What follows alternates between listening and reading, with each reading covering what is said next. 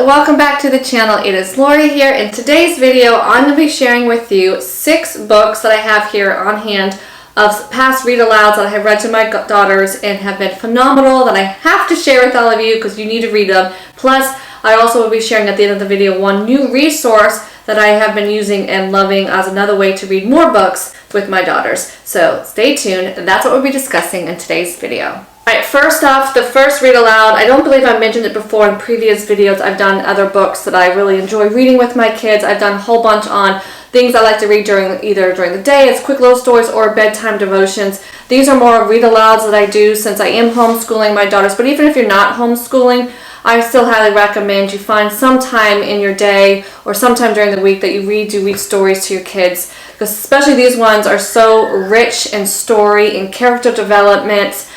Yes, some of them have a little bit of violence in them. Some have more violence in them than others. Some of them just have like a struggle or something happens and they have to figure out how to do it. But all in all, they're all great stories. There's no woke stuff here.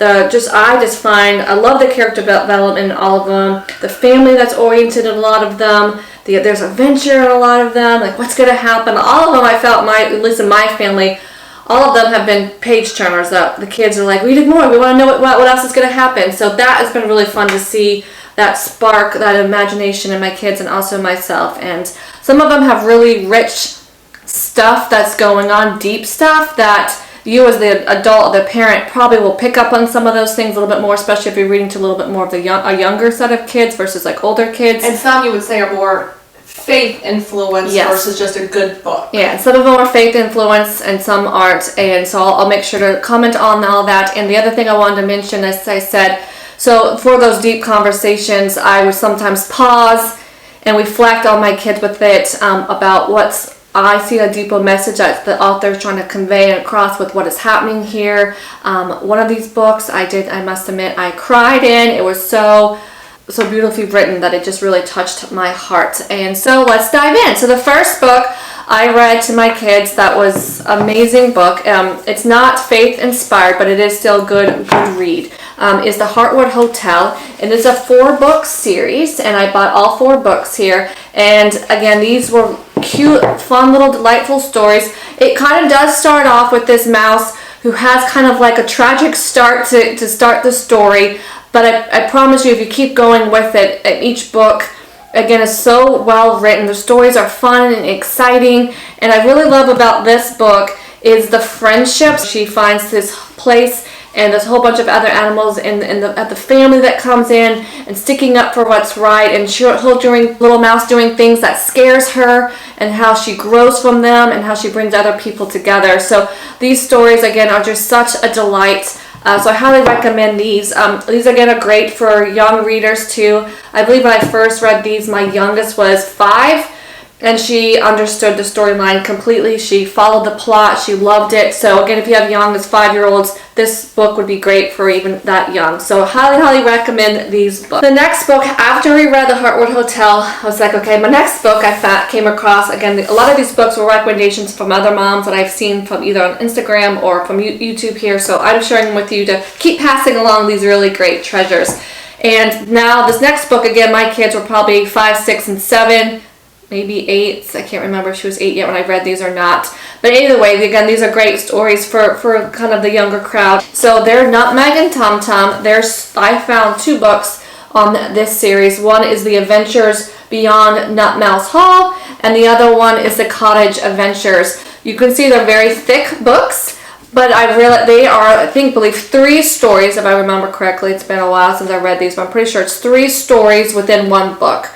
And each story has its own focus. So they kind of tie together because it's the same characters, but each story has its own issue or adventure that they have to solve, but the characters keep moving forward in each story. So again, I love this. I love the relationship between the husband and wife here and the relationship they have with their other mouse friends, and then they also become friends with some human friends. These are not, again, faith-based ones, but they are still a very adorable storylines, good wording, good vocabulary, and like I said, the plot line is very easy to follow for even young kids. And again, there's some things you can discuss, like is that the right thing to do, or you can see some of the characters have to decide on what to do, and you can talk to your kids about that when they're faced with something and they really have to decide on what route to do, what decision to do, and what to listen to.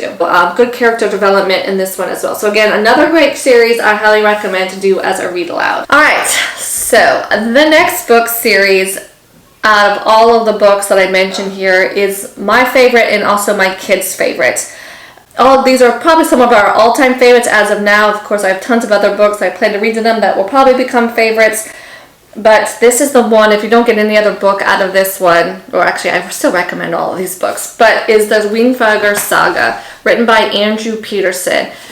I again got this, I think someone off Instagram, and then I ended up finding out one of my mom friends at my current classical conversation community.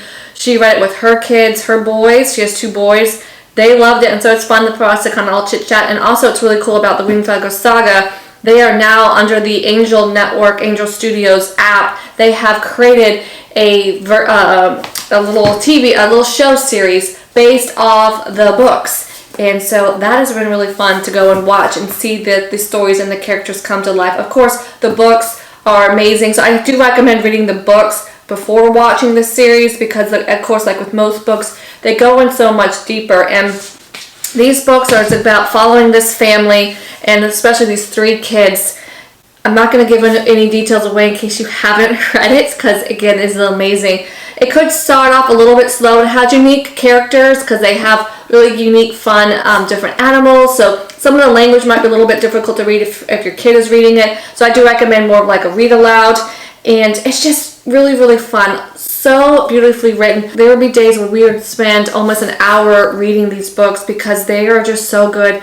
I told you this is the series that I cried in. I got really emotional in because this is one of those series that is a little bit more faith-based, where in terms of it's not like scripture. It's not what I meant by faith-based. I meant like it's faith-inspired of really portraying light versus evil. The serious battle that's between that. What I love about the series too is you're following these 3 kids, very family oriented, like the bond, the support, the protection that the family has with each other, the love that they have for each other and for where they live, and for having this hope inside of them, and this light.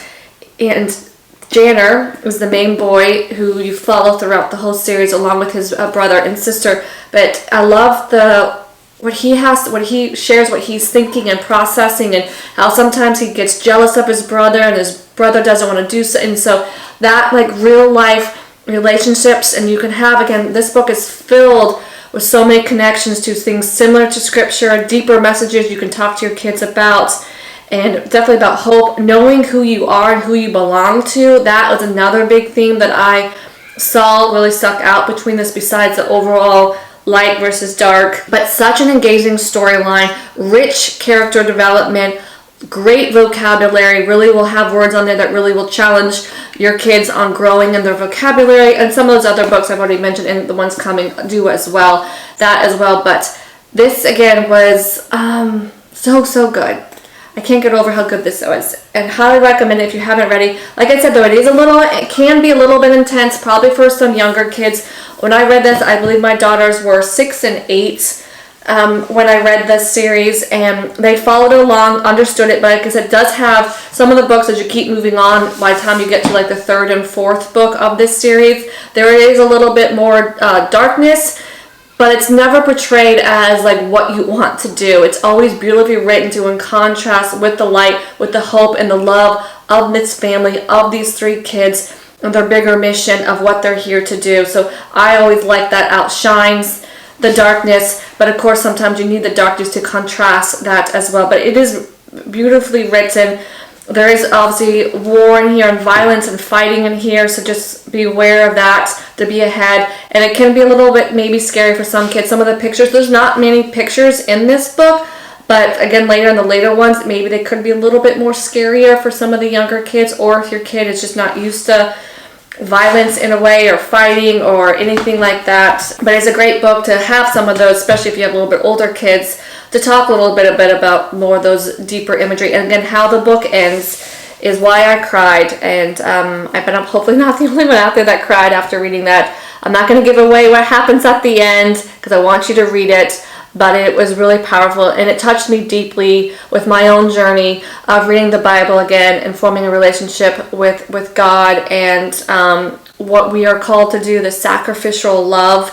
That is really, I feel, really beautifully done throughout the whole book. So check those out if you haven't. Like I said, it also comes with a fun animated series over on the Angel Network Studios, so you can also read the books and then go and watch the show afterwards. They're still in production of it, so I think they've only done, as I'm currently filming this, season 1, which is mainly just the first book, so they still have a couple more seasons to do to get the other books out. But go check that out. Moving on, the next book after the Wingfeather saga, I was like, how am I going to top this book? This book is just incredible. But we finally got one of J.R. Tolkien's book, The Hobbit. Michelle actually got this for me and the girls to read as our next read aloud because she got it recommended from somebody a little bit more easier language and format for kids to follow along, like young kids. So again, my kids were 6 and 8, I believe, after that. So 6 and 8, I'm losing my thought, 6 and 8 when they read this book. Again, they were able to follow along. This book, many pictures in it, but the pictures that are in it are obviously unique and different and help you understand the story. So my kids liked that. Overall, again, like I said, they were able to follow this stories. They had great vocabulary, like I said, really expanded my kids' vocabulary on that. Very interesting storyline, again, another little page turner about what is going to happen. So this is a great introduction book, I felt, into a J.R. Tolkien book. There's more, of course, I want to read of his, but this was a great intro that I read with my kids, and we really enjoyed it and excited to watch the movies that go along with it. And maybe one day we'll do the Lord of the Rings together as a family. Who knows? We'll see. The next book I'm actually currently reading, we're almost done with it, as you can't probably tell from this, but we're almost done with it. It's my first ever time reading George MacDonald book. This is The Princess and the Goblin, and it's an interesting book. It's, I must admit, a little bit harder for me and my daughters to read and to follow along. Like, we overall get what's happening in the storyline. It's just a little bit slightly different from all the previous stories that were a little bit more flowy and we could understand. Really, I must admit, my kids got into this book, but they don't ask me to read it as often as they did some of these other books. They were so looking forward to the read aloud time. They're still interested about how the story goes and how it's going to end, but it's not just grasping my kids' imagination and desire to read as much as I thought it was going to do. But overall, it's not a bad book. Again, it has good vocabulary. It stretches the imagination in a different way. So that was all I really have to say about that one, I guess. So I still kind of recommend it if you're kind of like, I don't know what to read right now, because your kids might really, really like it and enjoy it. So I'm not saying it's a no, but it's just not one of our favorites. It would be, to me, the least favorite out of all the books I have mentioned already. And my last resource that I have here today, here preview, and then I'll share the extra resource that I'm using with my kids to hear and listen to even more books. It's been really fun. I'll tell that in a second, but before that is this other series. It's from the Brave books, and these, a whole bunch. I have, I think, 8-10 books here already, at least that, 10 books already of what they have already done in their series. There's the rest of them. And this is, again, from the creators of the Brave books. Highly, highly recommend this because of the world we live in now. And if you are a follower of Jesus, a Christian mom like me, and want to raise your kids, even here living in America, understanding liberty and freedom and our rights, and even that under being from a biblical perspective in a way as well, these books have been really helpful in me because I see what's going on in the school systems and just in the world in general. And there's a lot of confusing stuff, conflicting stuff out there, gender stuff, all the woke stuff, communism, critical race theory, and just the idea just of truth in general, and life, service, freedom, all these big ones, the right to bear arms, the cancel culture, all those like harder topics, maybe as a parent, if you're not really into those already, could be difficult to kind of just bring up to your kids. And so I really have been enjoying the Brave books because they have been able to write short little stories with that one kind of point on it. Either it's about cancel culture or it's about something else. So they have been, again, beautifully written. My kids have really enjoyed it. And it also comes with a map too that you get to put stickers on, and the kids love doing that. And also the really fun thing at the end of these books, it has different games, usually about 3 games that kind of help you have more ways to talk to your kids about a little bit in a different way about the concept and the point and the message that the author was trying to convey. And then another way to get you and your kids kind of thinking together so you guys are all in the same field. But in general, these books have been great for, I told you, bringing in those more difficult topics. Have been really incredible resource for that. So if you're a parent that's like, I really want to find ways to talk to my kids about these, but I just don't know how to do it, I highly recommend checking out the Brave books. You believe that you sign up for it. It's like a membership, if I believe. It's been so long since I signed up for it, so I think this is how it works. And then you get, like, I think a book a month. Like I said, they've just been really great. Short books, beautiful books, again, well written.